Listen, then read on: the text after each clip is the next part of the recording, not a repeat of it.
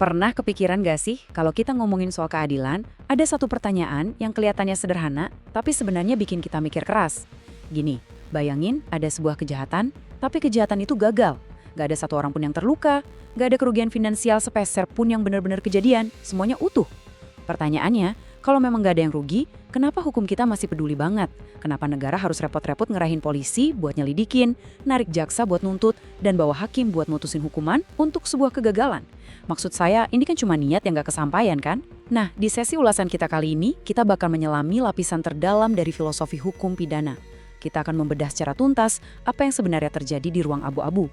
Ruang yang letaknya persis di antara niat jahat di kepala seseorang dan kejahatan yang benar-benar selesai dilakukan. Nah, yang bikin topik ini benar-benar menarik adalah gimana pertanyaan tadi secara langsung menantang asumsi dasar kita semua tentang apa yang disebut sebagai kerugian. Biasanya kan kalau kita mikir soal hukum pidana, kita ngerasa hukum itu baru bereaksi kalau ada akibatnya. Logikanya gampang, ada orang nyuri, ya dihukum. Ada orang mukul, ya dipenjara. Tapi sekarang coba posisikan diri Anda di skenario ini. Ada orang udah ngerencanain mau ngebobol rumah, dia udah di depan jendela, udah bawa linggis. Tiba-tiba alarm rumahnya bunyi kencang banget. Dia panik terus lari terbirit-birit sebelum sempat ngambil barang satupun. Kejahatannya belum selesai kan? Nggak ada TV atau laptop yang hilang. Kalau pakai logika sehari-hari, kita mungkin mikir, ya udahlah, toh rumahnya aman, nggak ada yang dirugikan. Tapi, sistem hukum kita ternyata ngelihat ini dari kacamata yang sama sekali berbeda.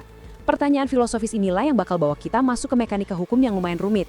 Tentang gimana sebuah negara bisa dan boleh menghukum perbuatan yang bahkan belum selesai. Buat paham mekanika tadi, kita harus kenalan sama satu konsep warisan kolonial Belanda yang namanya pogging. Atau kalau diterjemahkan ke bahasa kita artinya percobaan kejahatan.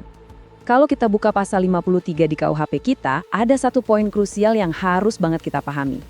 Hukum kita tuh nggak pernah mendefinisikan apa itu percobaan, layaknya Anda buka kamus. Nggak ada tuh definisi kaku. Justru, pasal 53 ini fungsinya ngasih parameter, ngasih syarat-syarat yang super ketat soal kapan sebuah usaha kejahatan yang gagal itu valid buat dihukum. Jadi, percobaan ini bukan tindak pidana yang berdiri sendiri.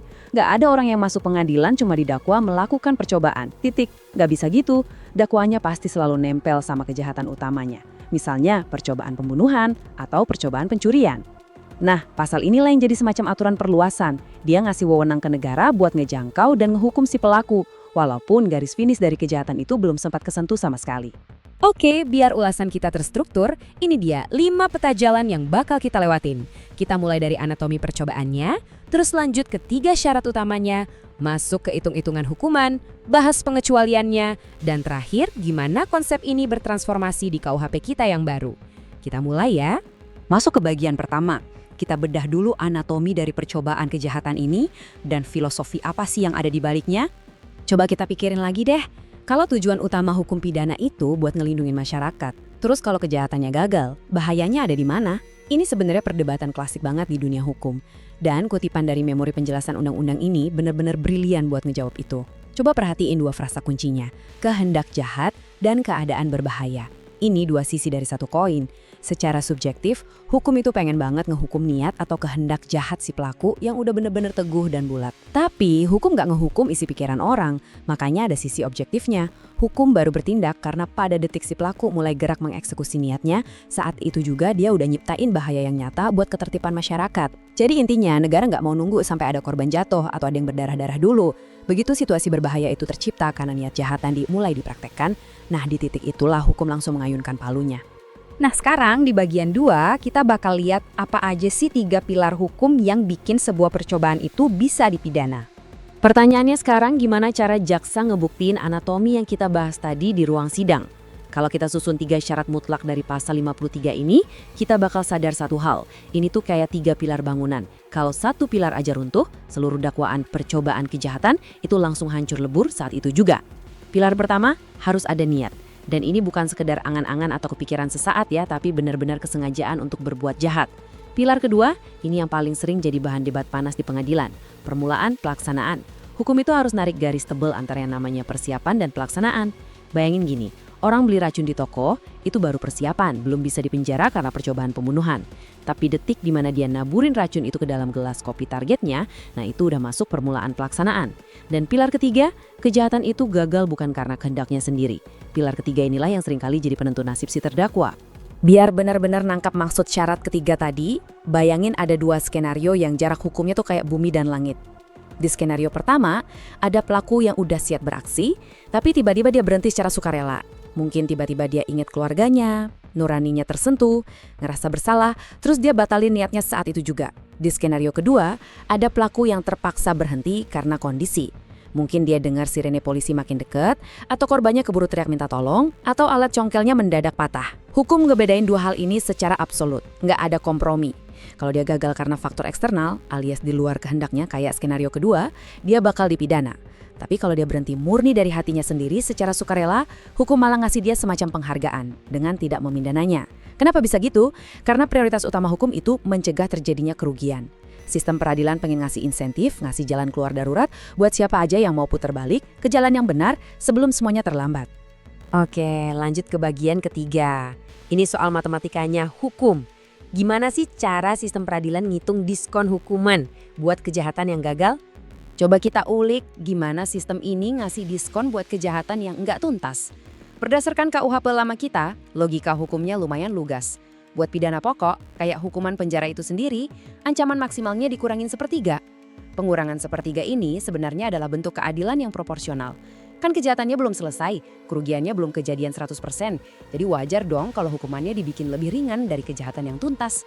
Contohnya nih, kalau ancaman maksimal buat pencurian biasa itu 5 tahun, berarti kalau cuma percobaan pencurian, ancaman maksimalnya itu 5 tahun dikurangin sepertiganya. Masuk akal kan? Tapi tunggu, ada anomali yang menarik banget di sini. Buat pidana tambahan, kayak penyitaan barang bukti atau pencabutan hak tertentu, hukumannya tuh disamain persis kayak kejahatannya udah selesai. Kenapa beda? Karena pidana tambahan itu sifatnya mencegah, bukan membalas.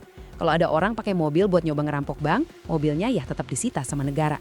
Polisi nggak peduli perampokannya sukses bawa kabur uang atau gagal total, karena tujuan penyitaan itu biar dia nggak bisa pakai mobil yang sama buat ngerampok lagi besok-besok. Tapi dari hitung-hitungan tadi, kita nemu satu paradoks yang bikin pusing.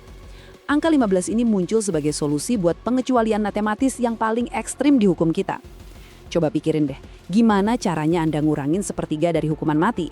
Atau gimana cara ngitung sepertiga dari penjara seumur hidup? Kan nggak mungkin nyawa atau umur orang dipotong-potong sepertiganya pakai kalkulator.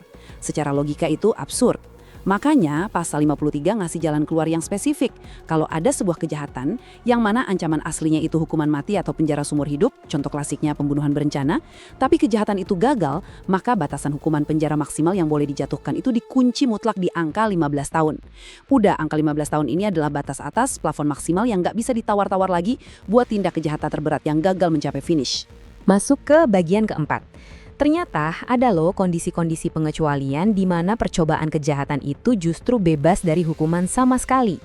Undang-undang kita ternyata nggak sekaku yang dibayangin. Ada momen di mana hukum secara eksplisit bilang, oke, buat percobaan yang ini kita nggak usah kasih hukuman. Yang paling utama itu masuk kategori pelanggaran. Di sistem KUHP lama, tindak pidana itu dibagi dua kasta. Ada kejahatan, ada pelanggaran. Pelanggaran ini ibaratnya tindak pidana kelas ringan. Dan pasal 54 secara tegas bilang, mencoba melakukan pelanggaran itu nggak dipidana. Kenapa? Ya logika aja, biaya buat muterin mesin peradilan, bayar waktu hakim, jaksa, polisi, operasional pengadilan, itu mahal banget.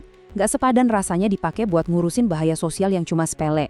Terus, bukan cuma pelanggaran, pembuat undang-undang juga ngecualiin beberapa hal spesifik lainnya, kayak percobaan penganiayaan ringan terhadap hewan atau bahkan percobaan perkelahian tanding alias duel 1 lawan 1. Hukum ngelihat kalau untuk kasus-kasus yang sangat spesifik dan skalanya ringan, ini kita nggak perlu repot-repot nyalain mesin peradilan pidana, cuma demi mengadili sebuah percobaan.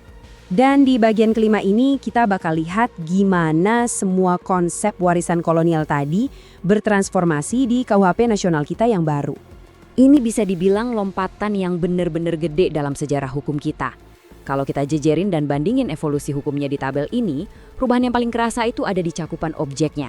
Dulu, aturan percobaan ini eksklusif cuma buat kategori kejahatan doang.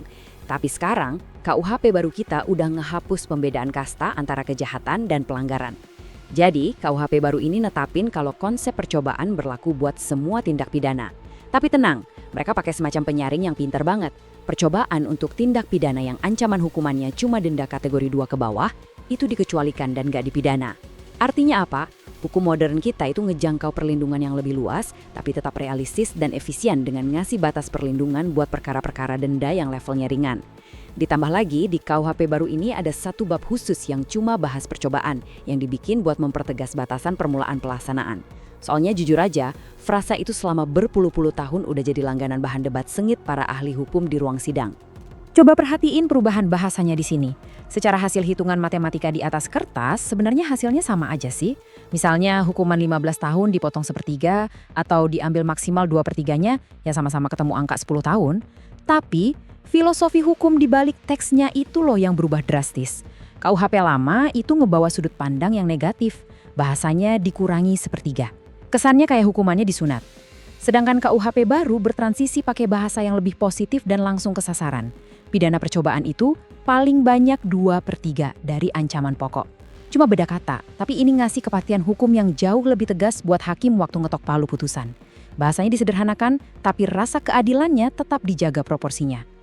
Nggak cuma soal ubah-ubah rumus matematika. KUHP baru ini juga bawa angin segar lewat pasar 18.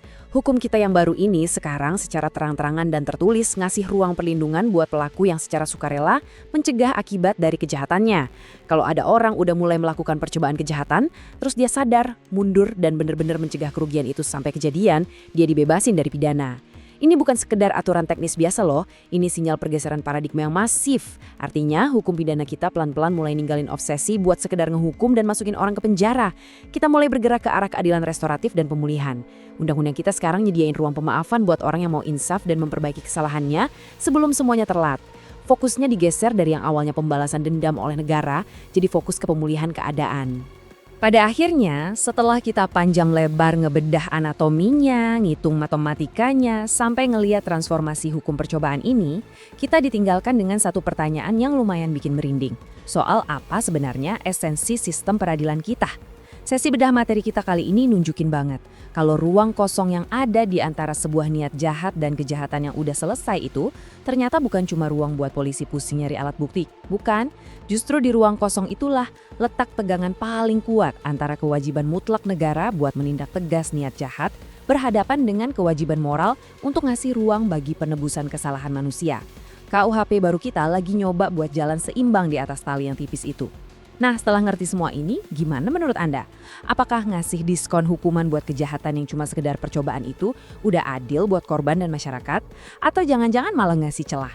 Coba dipikir-pikir lagi.